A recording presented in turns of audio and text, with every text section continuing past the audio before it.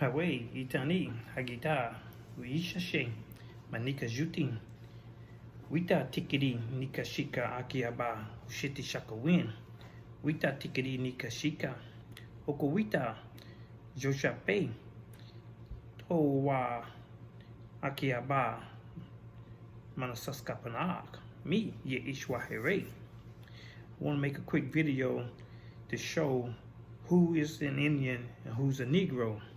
So I found an article online that I want to share with everyone. Check this out. Okay, so this is the article online that I ran upon that talks about who is a Negro and who's an Indian, Virginia Indians in the World War II draft. So you can buy this also online. I'm gonna stroll down through it and check it out right quick. It says, who's an Indian, who's a Negro, Virginia Indians in the World War II draft by Paul T. Murray. I don't know if anybody done a video on this or not. It may have, but this is my first time actually running up on it, so I want to check it out here right quick. It says, who's an Indian and who is a Negro? How does one decide a person's race? Few Americans have ever had the occasion to ponder deeply these questions, which is true. In most cases, the answer is self-evident. A racial label is usually assigned by preference to obvious physical criteria, such as skin color, hair texture, and facial characteristics.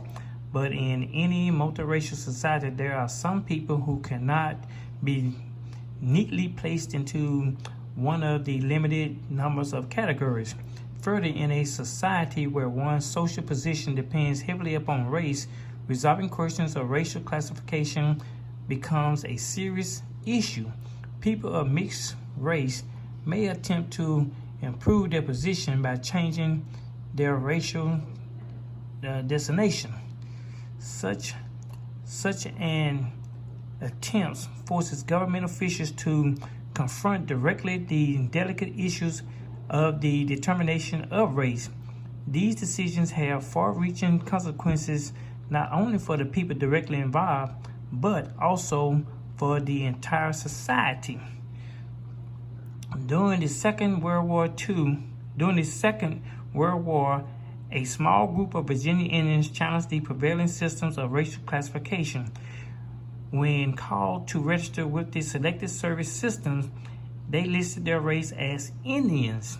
Local draft boards, however, would not accept this claim. They recalled that in antebellum days, some of the registrar ancestors had married free Negroes. Based on this evidence, the board insists that the proper classification for all alleged Indians was Negro. So they changed your race from Indian to Negro.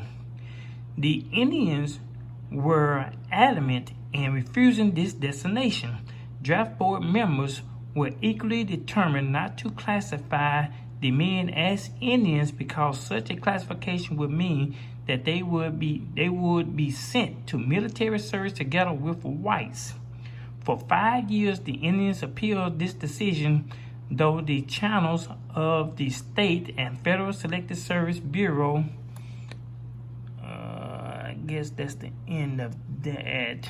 So they refused to list them as Indians because they didn't want them to serve with the whites.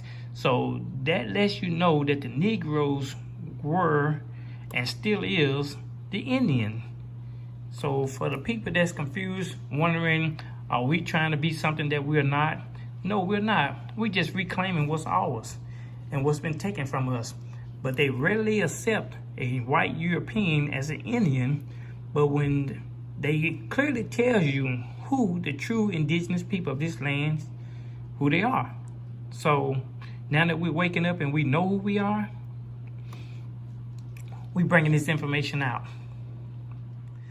I don't know if you ever heard of the Red Summer, but the Red Summer was a period of 1919 and 1920 when throughout that whole year there was an uprising in every city within this country to wipe out the indigenous brown-skinned people of this land. to further wipe them out. You know, they've been fighting against us since they came here, but you know, they picked one particular year to try to get rid of the people here. The Red Summer is named, that is the name that was given to the period which covers the late winter, summer, spring, and early autumn of 1919, because it was marked by hundreds of deaths and a large number of casualties across the United States, which resulted in the anti-black and white supremacist terrorist attacks that occurred in more than 36 cities and one rural county. In most instances, whites attacked African Americans. In some cases, many blacks fought back. Notably in Chicago and Washington, D.C., the highest number of fatalities occurred in the rural areas around Elaine, Arkansas, where an estimated 100 to 240 people and 5 white people were killed. Chicago and Washington suffered 38 and 15 deaths, respectively, and many more injuries with extensive property damage in Chicago. So they decided to basically just have an uprising throughout the country within that year. And I'm going to stroll down and show you these cities that they had listed and the dates. So if you look here, you will see, you may see your counties listed here. They started off in January the 22nd in Beaufort County, Tennessee. Then on February the 8th, you had Blakely, Georgia. March the 12th, you had Pace, Florida. March the 14th, Memphis, Tennessee. April the 10th, you in Morgan County, West Virginia. April the 13th, Jenkins County, Georgia. April the 14th, Sylvester, Georgia. April the 15th, Mullen, Georgia. May the 5th, Pickens, Mississippi. May the 10th, you had Charleston, South Carolina, and Sylvester, Georgia. May the 21st, you had El Dorado, Arkansas. May the 26th, you had Millen, Georgia. May the 29th, you had New London, Connecticut. May the 27th through the 29th, you had Putnam County, Georgia. May the 31st, you had Monticello, Mississippi. June the 13th, you had Memphis, Tennessee again. And then you also had New London, Connecticut again. June the 27th, you had Indianapolis, Maryland. June the 27th, you had Macon, Mississippi. July the 3rd, you had Brisbane, Arizona. So you can see they was basically all over this country. You had July the 6th, Dublin, Georgia. July the 7th, Philadelphia, Pennsylvania. July the 8th, Coatesville, Pennsylvania. July the 9th, Tuscaloosa, Alabama. July the 10th through the 12th, you had Longview, Texas. July the 11th, Baltimore, Maryland. July the 15th, Louis, Mississippi. July the 15th, you had Port Arthur, Texas. Let me see what happened down here in Port Arthur, Texas. That's a little small town.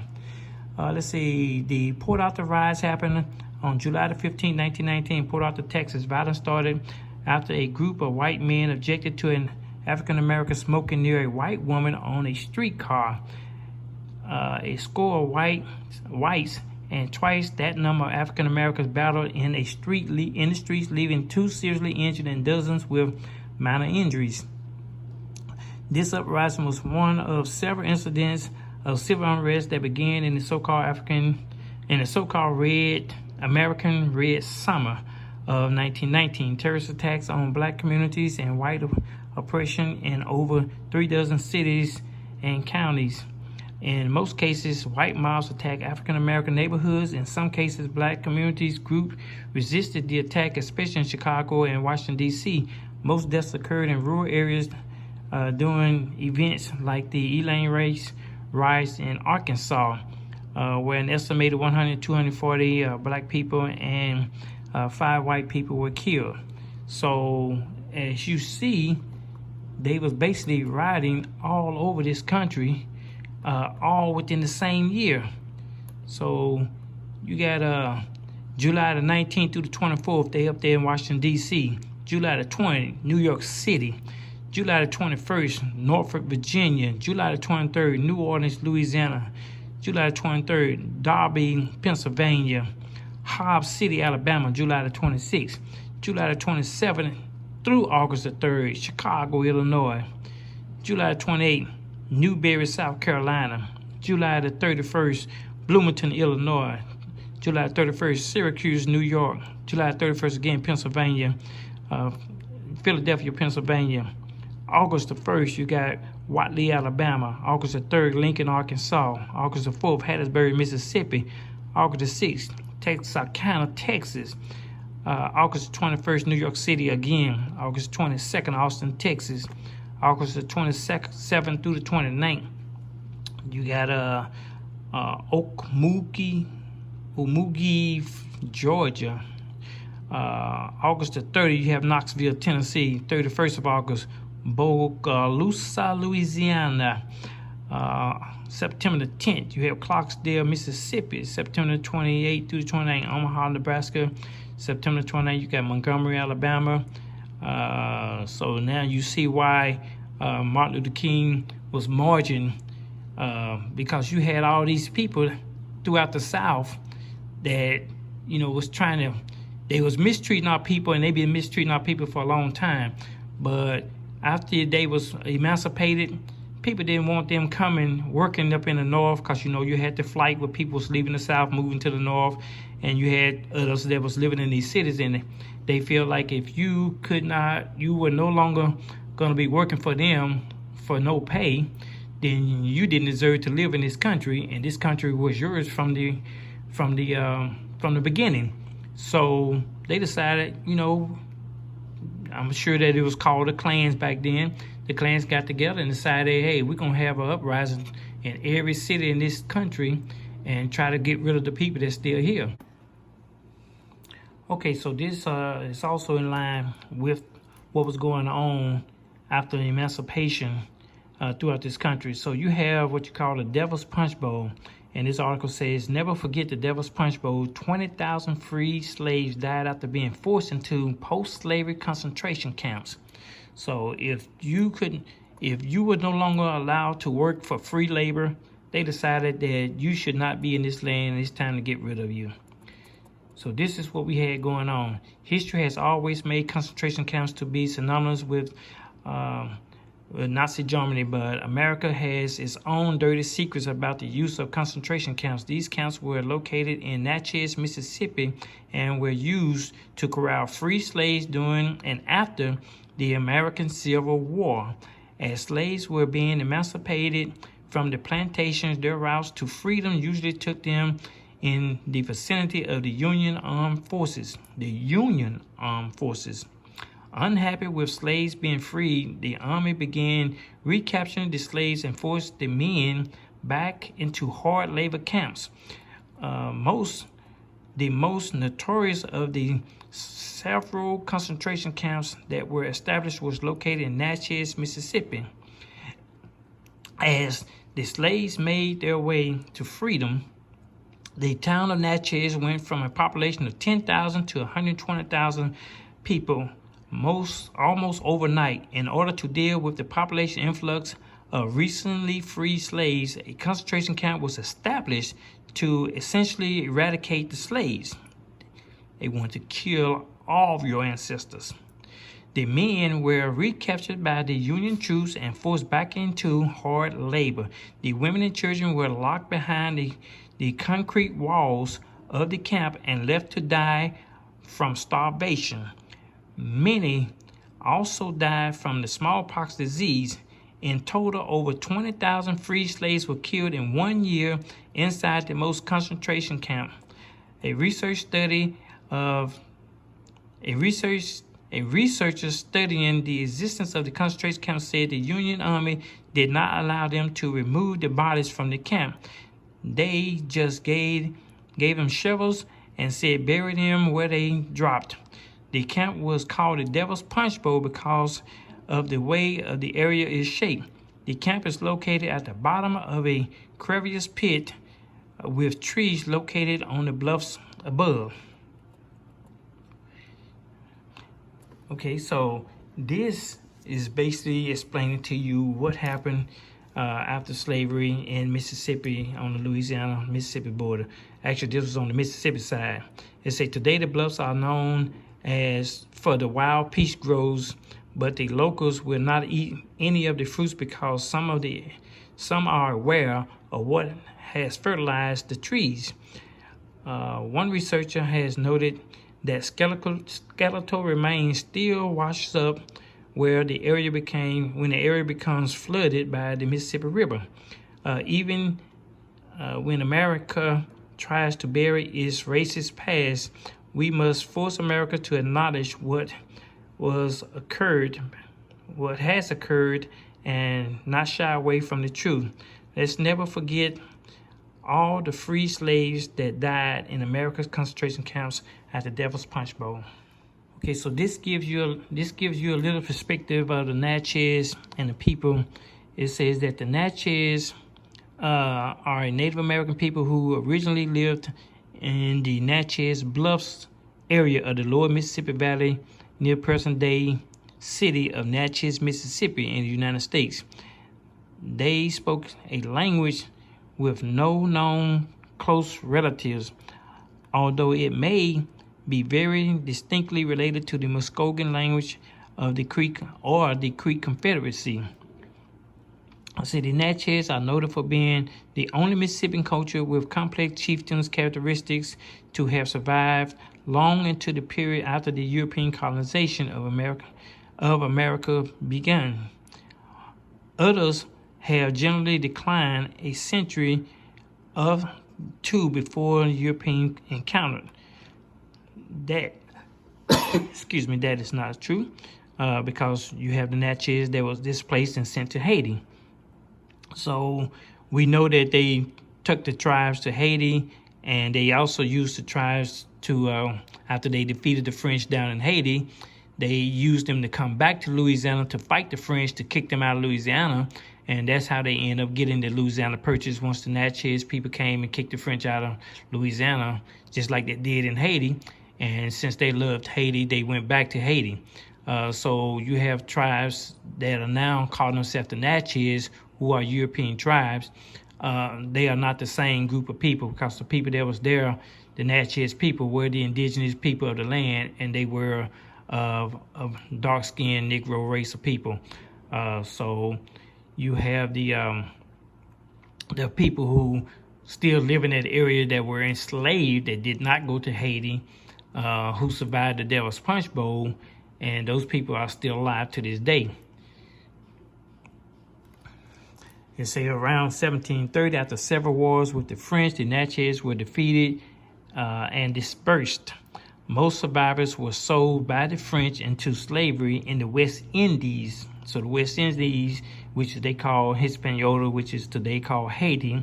Others took refuge with other tribes, such as the Muskogee, Chickasaw, and the Creek, and the Algonquin-speaking Cherokee. So we know that the original Muskogee, Chickasaw, and the Creek were of a Negro stock as well. Also, the Cherokee comes under different chieftains and different tribes under that umbrella of the name Cherokee, which was, like you say, the Anawia. Today, most Natchez families and communities are found in Oklahoma. No, most of them are still in Louisiana.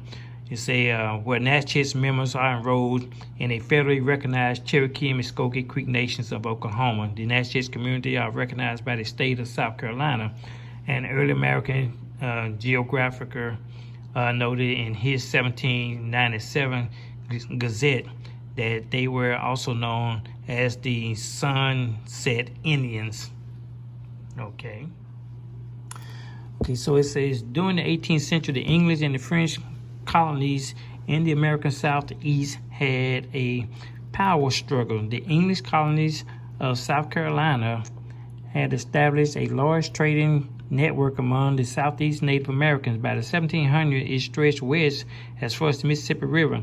The Chickasaw Indians, who lived north of the Natchez, were regularly visited by the English traders and were well supplied with English trade goods. The most lucrative trade with the English involved Indian slaves. Now remember, the Indians that they called Indians back then were the Negroes. Those were the slaves that you see on the southern plantations out in the fields picking the cotton and the tobacco and the sugar cane. So these are your slaves. For decades, the Chickasaw conducted slave raids over a wide region. Chickasaw raiders were often joined by Natchez and Yazoo warriors.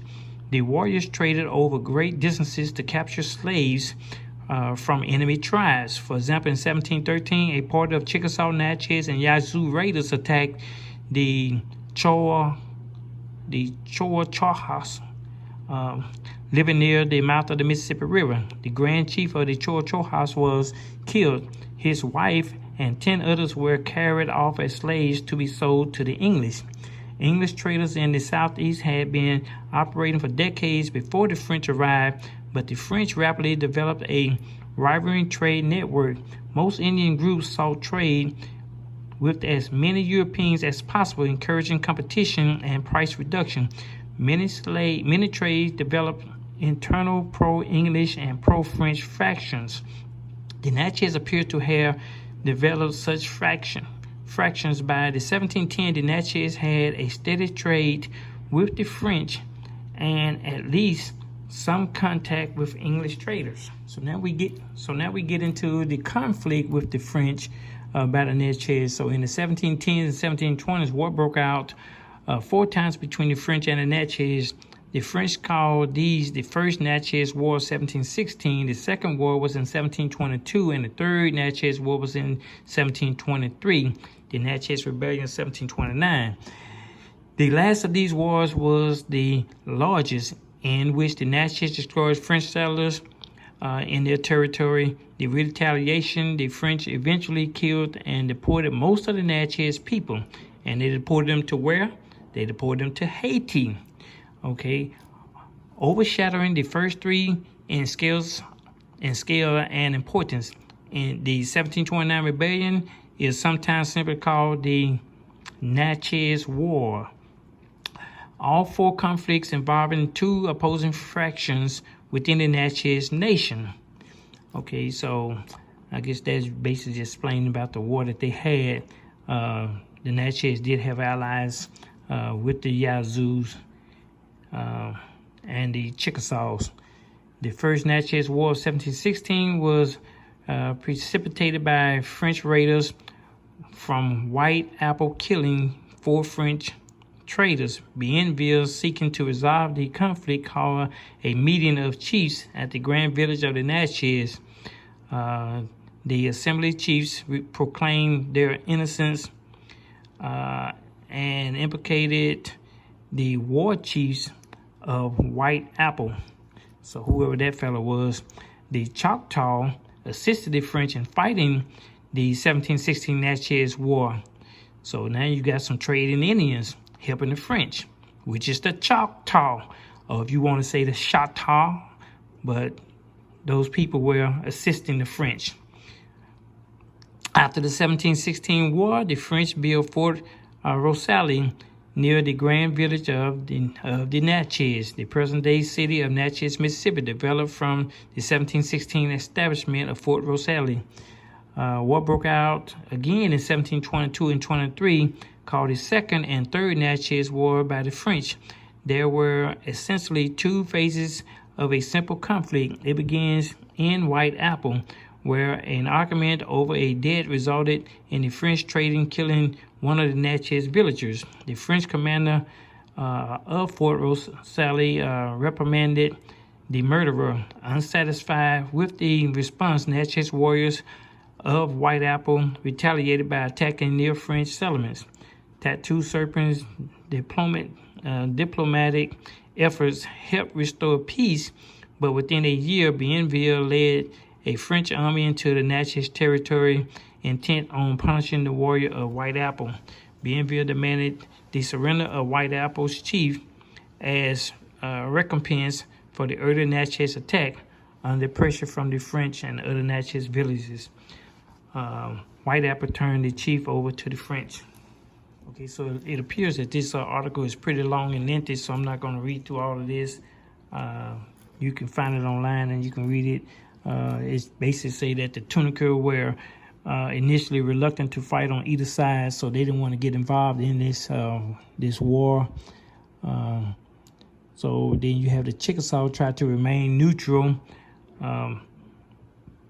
after they had been helping anyway. Well, actually the Choctaw was helping the French. So the Chickasaw tried to remain neutral in these wars. So they still broke out, and the people were deported, and others were sent to plantations. So this is how history gets confused when they try to throw people into different categories of racial identity. So you have what they call the Louisiana's Africans, both slave and free blacks. So we know that the slave trade took place between the Caribbean islands and the mainland North America, and vice versa. So now you got slave. Slave was a prisoner of war that was indentured into and bonded out to the white land thieves or land grabbers to work for them for no pay. Then you got the free blacks that they call free blacks. You know, they were brown-skinned indigenous people as well. These people who were not slaved or enslaved to work for someone. They basically had their own villages, and they stayed to themselves. So they say that these people were also affected by the Indian Wars. The Natchez had encountered African slaves have encouraged African slaves to join them in rebellion. So we know that there was no African slaves during that particular time frame, because they was getting people from the Caribbean, bringing them here, and taking people from these lands to the Caribbean and swapping them vice versa. They say most did not, but some did join them in the rebellion in January of 1730. So now, if you're talking about 1730 and you got free people of color in 1730, why would they be free people of color in 1730 way back then if they were not already considered as aboriginals? And they was just people that they never touched or messed with. So that's why you have these people in 1730 living on the land. Then you try to throw in a group of African slaves fought off the Chickasaw attack. There was no African slaves fighting the Chickasaw, because the Chickasaw were the indigenous people as well, and they were the people of color. So that part where they try to confuse you, where they changing the language and having this wordplay, you have to be able to read through that. They say, given the Natchez time to regroup in their forts. Now, the Natchez has forts. These are Indians, and they have forts. So, and you know what a fort looks like. So that lets you know right there that these people were not as primitive as you assume. I'm sure that they did not have gunpowder at that particular time, but they knew that they was fighting against other indigenous people. So yes, they built forts back then in those days. So you say more slaves fought for the French. Now, you got slaves fighting for the French. These are people who were being kind to the French as they came into their lands and aided them in fighting more than likely other Indian enemies that they had disputes with. And they say, hey, you know, we're going to align ourselves with these people here, and maybe we'll gain favor with them and have an ally on our side. They say, however, as did some free people of color as well. So you got other free people of color helping the French fight off some of the rivaling tribes. Say, because of the contribution of the free men of color during the Natchez War, the French allowed them to join the Louisiana militias. This gave them important connections into the colonial society, contributing to their achieving an independent social status between the French colonists and the slaves. In the 19th century, the free people of color established a relatively large class. Well, we know that they had a large class because they were already the people of the land. The newcomers to the land were the foreigners from Europe. So they say that the free people of color established a relatively large class, especially in New Orleans. Many worked as highly skilled artisans. Others became educated. Who educated them? They established businesses and acquired property of French and African ancestry. Well, Dorsey hijack, as my brother Opie Mihar would say, based on Louisiana Creole people. They chiefly spoke French, developed a Creole French, and practiced Catholicism, while sometimes retaining ties to voodoo and African practices. So the African practices, we have no knowledge of the African practices because there was no Africans brought at that particular time. The voodoo, I'm gonna have to dig deep into that and see where that particular religion came from, because you know, if you go outside and you look up in the sky and raise your hand and start praying, they may say that that's voodoo. So, you know, you got a lot of pagan people who trying to learn about the Creator, and things that they don't understand, they call it voodoo. All right, let's get to another piece of this. Okay, so now what we have here is the Louisiana Purchase was driven by the slave rebellion. So the Natchez that they sent to Haiti had rebelled against the French because you know that it started in Louisiana, Mississippi, and the Natchez when they had a falling out with the French, and they was kicked out, basically deported to Hispaniola. So now they had an uprising in Haiti with the French, who had took them there and was trying to enslave them there and make them work for free over there, and they wasn't having it. So what you have here now is a conflict. So they say the overwhelming stink of human waste auctions at which human bodies were puddled, compared, and purchased. It was all in a day's work at the New Orleans, Louisiana slave market, the largest and most lucrative of pre-Civil War United States. But if it weren't for a slave rebellion, Louisiana wouldn't be part of the United States at all. Okay, I do like to say the Louisiana Purchase was one of history's greatest bargains, a chance for the United States to buy what promised to be one of France's largest and wealthiest territory and emulate a European threat in the process. But the purchase was also fueled by a slave revolt in Haiti, and tragically it ended up expanding slavery in the United States. It would seem unthinkable for France to cede any of its colonial territories before 1791. The superpower had built a vast network of colonies in the Americas, capitalizing on European tastes for coffee, indigo, and other commodities. None of these held a candle through it, though to sugar, which dominated French colonial holdings in Saint Domingue,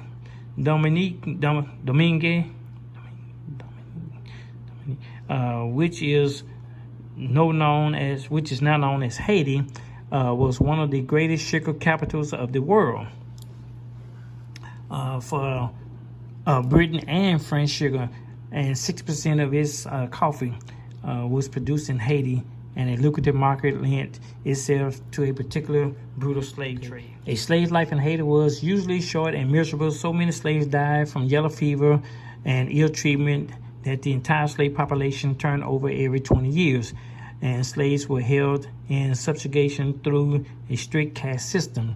Though there were 10 black slaves for every white person in Haiti, slaves occupied the bottom rung of society and were treated like expendable commodities. Meanwhile, Haitians free black people were organizing, aspiring by Republicans' ideals of liberty, fraternity, and equality. They pressed for their rights, and some were given the right to vote in the 1790 by the French government. But when the colonial government back in Saint Dominguez, Dominique refused to recognize the law, the groundwork was laid for violence and revolt. So in 1791, the storm broke and thousands of slaves revoked it. The revolution brought the colony to a state of insurrection and civil war, as slaves killed their masters and occupied and buried their plantation. White peoples defended themselves, then fled. The social order of the island crumbled, and in an attempt to stop the violence, French abolished slavery. Under the leadership of Toussaint Louverture, slaves took over the entire island of Hispaniola, including Saint Dominique and its neighboring Santo Domingo. So now what you have, the French is losing the war in Haiti, and they couldn't understand. So they say the French was in shock, and Napoleon began to realize that his dream of a French empire in the Americas may be doomed. He planned to send troops to Louisiana to take over the colony, which he had received from the Spanish through a secret treaty in 1800s, in the hopes of using the territory as a trade venue for the commodities produced in Haiti. But if Haiti was under the control of the slaves, his plan was for naught. Thomas Jefferson and his cabinet themselves, terrified of the French presence, they approached the French with an offer to buy New Orleans. So the whole state of Louisiana wasn't for sale. They only wanted to buy New Orleans, a port city of vital significance to American trade that they worried about French owning. To their surprise, France offered to sell them the entire territory of Louisiana instead, something that they basically did not own. So we come on down, and it shows that as the French and the United States negotiate the Louisiana Purchase, Haiti became an independent country run by the vicious former slaves. So the former slaves were the slaves that were sent from Louisiana, Mississippi, the Natchez people who actually overtook Haiti, and then they came back, used them to fight the French here in Louisiana, kicked their butts, liked the island of Haiti more, so they went back to Haiti after they kicked the French out of Louisiana. The United States English ended up taking over the territory, the Louisiana Purchase, and now they call this land theirs, which we know that it was former slaves, prisoners of war, who actually helped them take that. And then what happened after that was the French got mad that they lost revenues in Haiti, and they told the people that they owed them money for the loss of revenue. So since Haiti was rich in gold, they demanded the gold be sent to the French, but the United States ended up taking the gold and keeping it for safe keepings, they say, and it never went back to Haiti, and the French never received the gold, and that's what the United States based their currency, they paper money off of the gold that they have in Fort Knox, along with the birth certificates of the people of this country. So that's it in a nutshell. All right. So now this shows the debt that Haiti owes to the French, which was paid in gold, and the U.S. is basically holding the funds for that. It said the external debt of Haiti is one of the main factors that cause the country's pestilence poverty. After the slaves declared themselves free of the country's independence in 1804, after they kicked the French tail down there in Louisiana, France demanded that the newly formed country pay the French government and French shareholders a modern equivalent of $21 billion for the theft of the slaves' own lives and the land that they had turned into profitable sugar and coffee producing plantations. This independence debt was financed by France Bank and the American City Bank, and finally paid off in 1947. Later, the corrupt dynasty added to the country's debt. So we know Duvalier down there in Haiti, was taking funds and stealing money, but he was placed in that position by the U.S. and is believed to have used the money to expand their power and for their personal benefits in the 21st century, and especially after devastating earthquakes in 2010, The World Bank and some other governments forgave the remaining part of Haiti's debt. France forgave a more recent loan with a balance of $77 million, but has refused to consider repaying the independence debt. So there you go. They forgave the debt, but the people are still in debt down there, and that's why Haiti is so poor, because they know where the people came from. They know what happened with the people kicking their butts in Haiti and kicking them off the island of Hispaniola, and they know that they lost the Louisiana Purchase because the Haitians came here, kicked their butts here, went back down there. So it's just a big mess of history that went on back in the day, and we know that it all relates to the same way that they treat the people here. The people here were the indigenous people, the Indians, and they changed and reclassified them. And thinking that the people would not, read this and understand what happened in the past. But now that this information is coming out, we know why they treat the people of color the way that they do, because, it's all about the land. Land holds the wealth.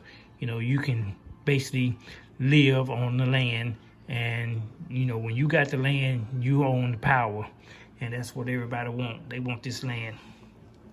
So there you go. Okay, so we know that the French is the ones that came to Louisiana and kicked some tail, so we're gonna see what happened here. So let me see if I can zoom this in just a little bit more here. All right, yeah, here we go. Okay, so this says, with the onset of the Haitian Revolution, African-American immigrants from San Domingue grew in number and influence in the Spanish colony. Notwithstanding the legal barriers to their entry, 100 refugees arrived in New Orleans between 1791 and 1797.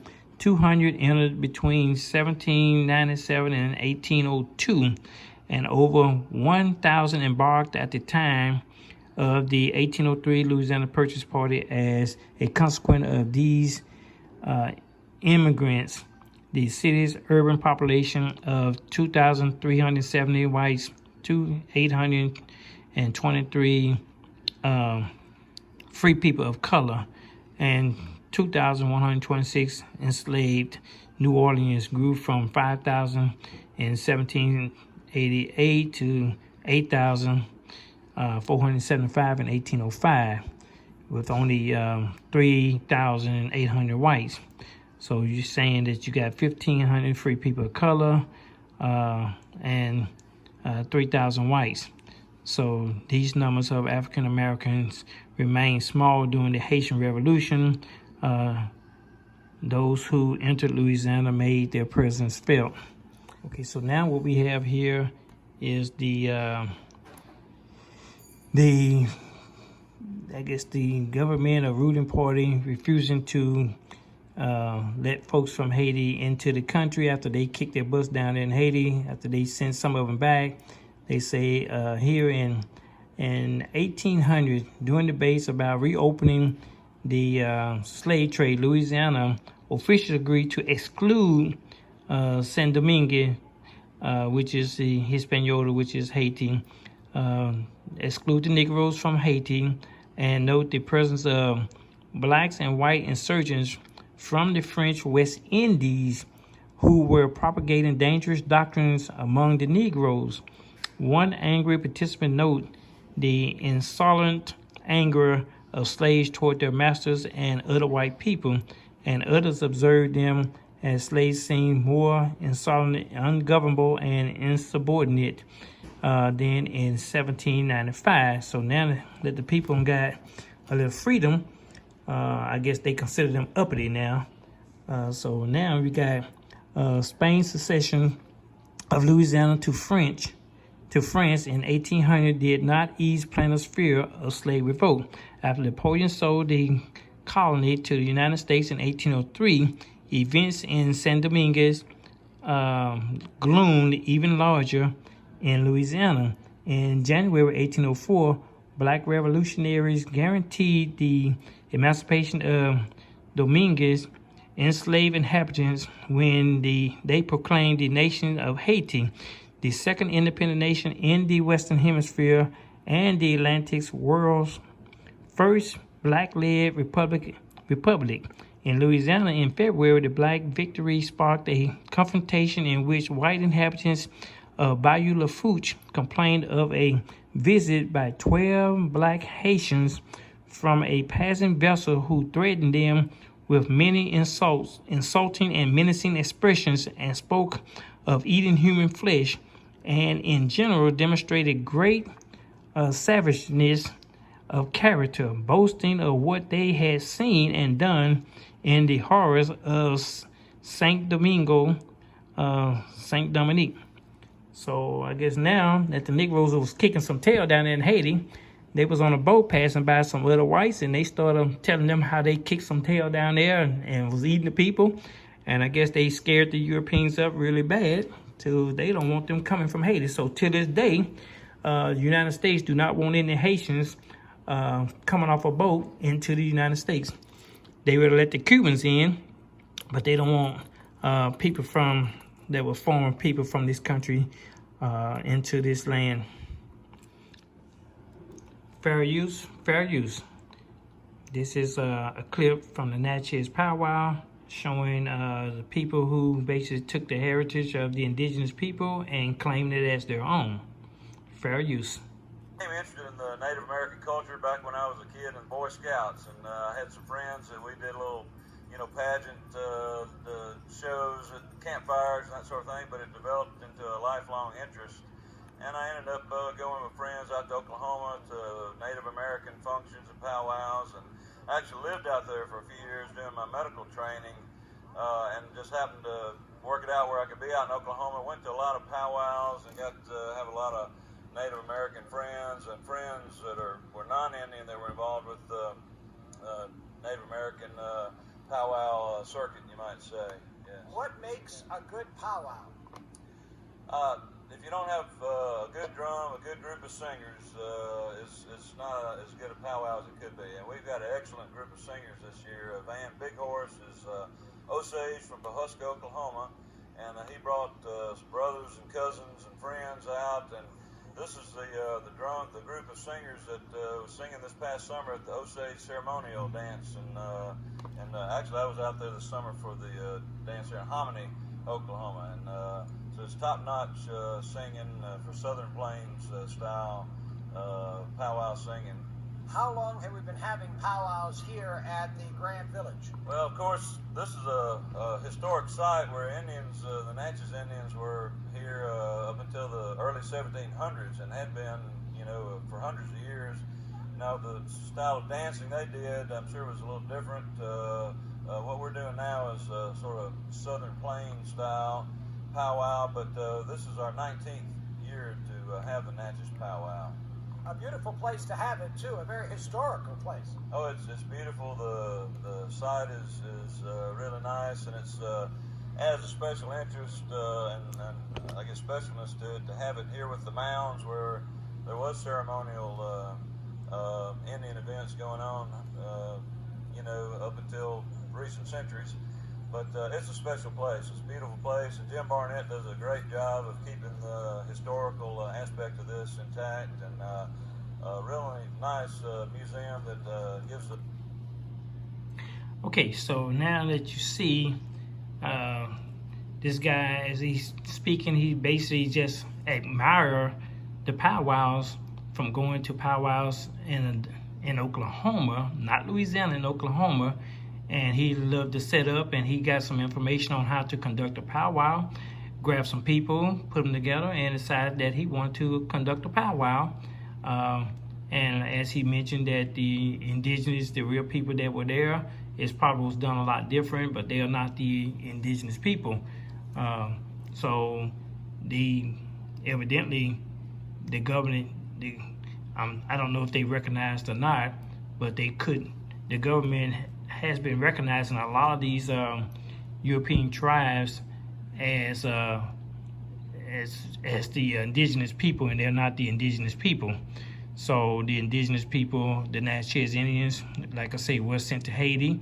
They came back, kicked the French tail, and went back to Haiti. And you have people that's still in the area that lives there. And I mentioned to you about the Devils Punchbowl, how they killed the people that was there. And now you have stuff like this that's going on. So, you know, it's just sad that our people need to stand up a little bit more and get back to their roots, and basically let the people know who they are, that we're still here on this land and we've been misclassified, and you know, it's time for a change. Beautiful wild peach groves down in the Punchbowl. And researcher Paula Westbrook says, like a peach, the area known as the Devils Punchbowl has a pit, a mass grave from the 1860s. Historians estimate that in 1 year, up to 20,000 freed slaves died in contraband camps below these blocks. When the slaves were released from the plantations during the occupation, they overran An encampment for them at Devils Punchbowl, which they walled off and wouldn't let them out. Don Estes is the former director of the Natchez City Cemetery. I just put my own tombstone right there. You see Estes? Learning history spent his life. He says Union troops ordered recaptured black men to perform hard labor, Right down, right here. while women and children were all but left to die in the 3 Punchbowl prisons. Disease broke out among them, smallpox being the main one, and thousands died. They were begging to get out. They just gave them shovels and said, bury them where they drop.